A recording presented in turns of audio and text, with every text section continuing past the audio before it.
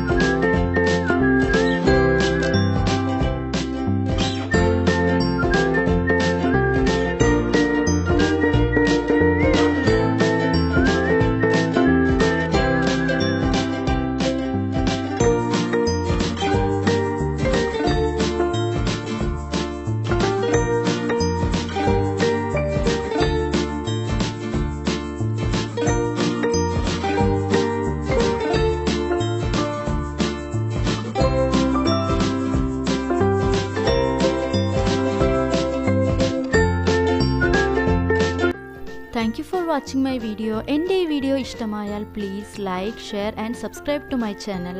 Okay, see you the next video. Till then, bye bye. Take care. Have a nice day.